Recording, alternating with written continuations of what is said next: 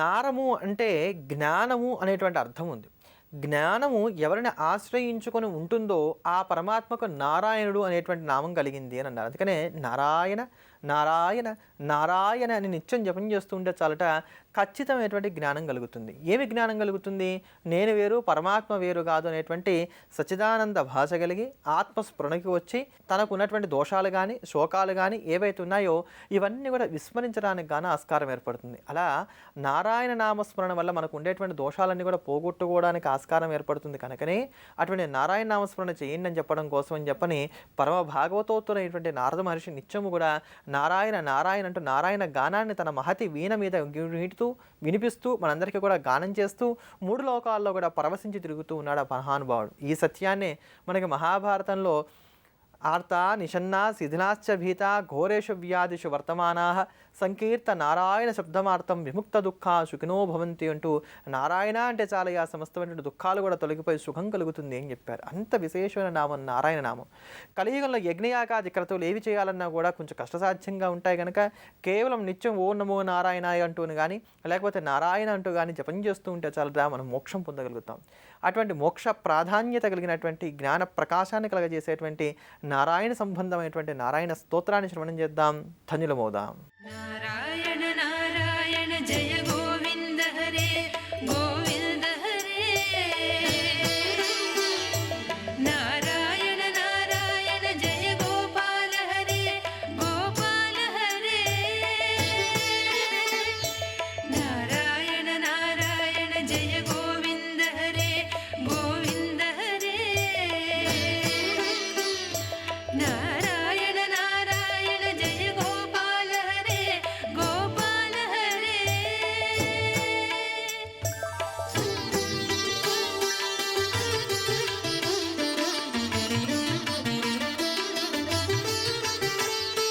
కరుణా పారవార వరుణాలయ గంభీర నారాయణ.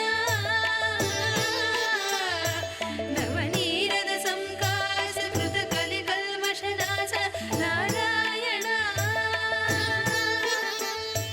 నారాయణ నారాయణ జయ గోవింద హరే గోవింద హరే. నారాయణ నారాయణ జయ గోపాల హరే గోపాల హరే.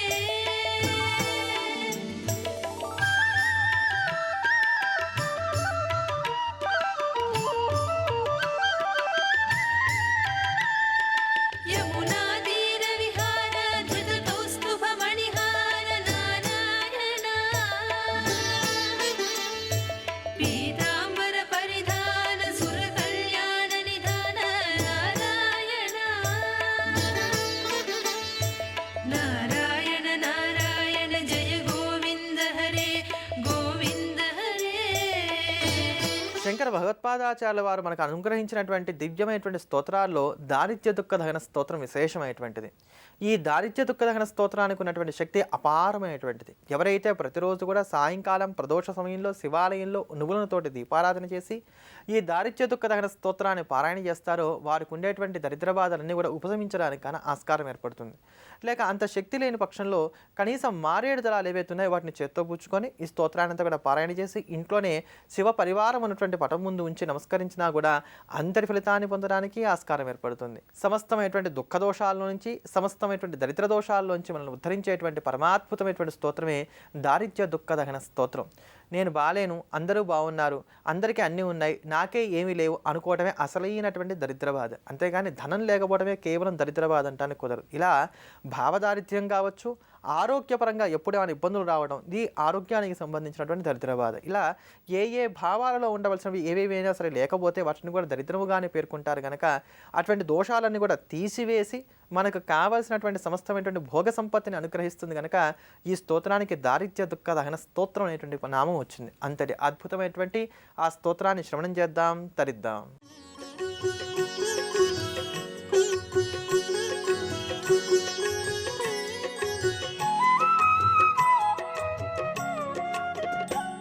विश्वेश्वराय नरकान्तकतारणाय करुणामृताय शशिशेखरधारणाय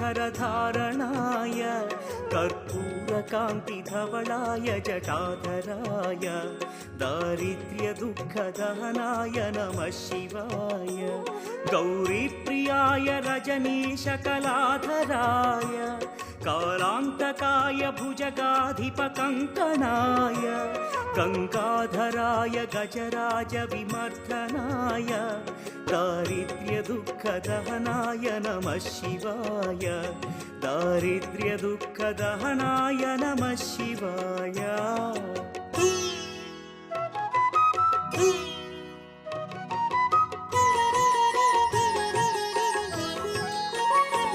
भक्तप्रियाय भवरोगभयापहाय उग्राय दुःखभवसागरतारणाय ज्योतिर्मयाय गुणनामसुमृच्छकाय दारिद्र्यदुःखदहनाय नमः शिवाय चर्माम्बराय शवभस्मविलेपनाय फालेक्षणाय मणिकुण्डलमण्डिताय मञ्जीरपादयुगलाय जटाधराय दारिद्र्यदुःखदहनाय नमः शिवाय दारिद्र्यदुःखदहनाय नमः शिवाय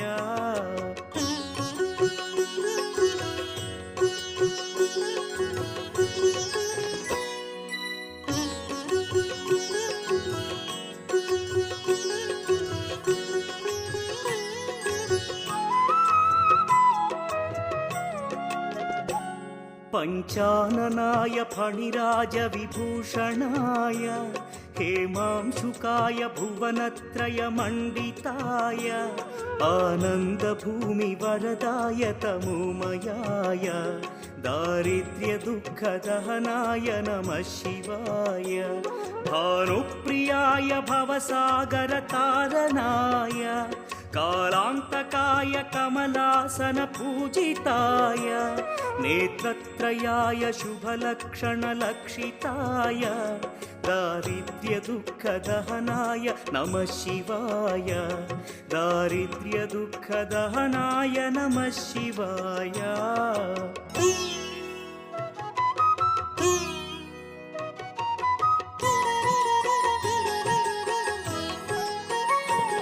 रामप्रियाय रघुनाथवरप्रदाय नामप्रियाय नरकार्णवतारणाय पुण्येषु पुण्यभरिताय सुरार्चिताय दारिद्र्यदुःखदहनाय नमः शिवाय मुक्तीश्वराय फलदाय गणेश्वराय गीतप्रियाय वृषभेश्वर वाहनाय मातङ्गचर्मवसनाय महेश्वराय दारिद्र्यदुःखदहनाय नमः शिवाय दारिद्र्यदुःखदहनाय नमः शिवाय రాబోతున్నటువంటి శ్రావణ మాసాన్ని పురస్కరించుకొని ఐశ్వర్యప్రదాయకమైనటువంటి మాసం గనక ఎటువంటి స్తోత్రాలను పారాయణ చేసినట్లయితే మనకు ఉండేటువంటి ఆర్థికపరమైనటువంటి ఇబ్బందుల్లోంచి మనం బయటపడవచ్చో మనం ప్రతిరోజు తెలుసుకుంటున్నాం కదా. ఆ క్రమంలో నేటి రోజున ప్రధానంగా ఈ పోటీ ప్రపంచంలో ఒక్కరు సంపాదిస్తే కుటుంబం అంతా నడిచేటువంటి స్థితి లేదు కనుక ఇంట్లో ఉండేటువంటి వారందరికీ కూడా ఏదో ఒక ఉపాధి అనేది ఉంటూ ఉండాలి. ఇలా ఇంట్లో ఉండేటువంటి వారందరికీ కూడా ఒక ఉపాధి లభిస్తూ ఉండటానికి, అందరికీ కూడా ఆదాయ మార్గాలు లభించడానికి, ఇంట్లో ఉండేటువంటి ప్రతి ఒక్కరూ కూడా సంపాదనా వర్ధిల్లడానికి, ఇంట్లో ఏనాడు కూడా లేదు, కాదు, కూడదు వంటి పదాలు ఏవి కూడా ప్రవేశించకుండా సమృద్ధవంతంగా జీవనం సాగించుకోవటానికి మనకు ఉపకరించేటువంటి భవ్యమైనటువంటి స్తోత్రం ఒకటి ఉంది. ఈ స్తోత్రాన్ని కనుక నిత్యం మనం పారాయణ చేసామా ఖచ్చితంగా ఇంట్లో ఉండేటువంటి వారందరికీ కూడా ఐశ్వర్యం స్థిరపడుతుందంటే ఎంత మాత్రం సందేహం లేదు. ఆ స్తోత్రమే పరమశివభక్తాగ్రేశ్వరుడైనటువంటి రావణాబ్రహ్మ చేసినటువంటి శివతాండవ స్తోత్రం. జటాకటాహ సంభ్రమ నిలింప నిర్జరి అంటూ సాగేటువంటి ఈ స్తోత్రాన్ని గనక సాయంకాలం ప్రదోష సమయంలో శివుడు తాండవం చేస్తూ ఉన్నట్టుగా ఆ నటరాజమూర్తిని మనస్సులో భావన చేస్తూ, ఆ నటరాజమూర్తిని భావన చేస్తూ కనుక ఈ స్తోత్రాన్ని మనం పారాయణ చేస్తూ వచ్చినట్లయితే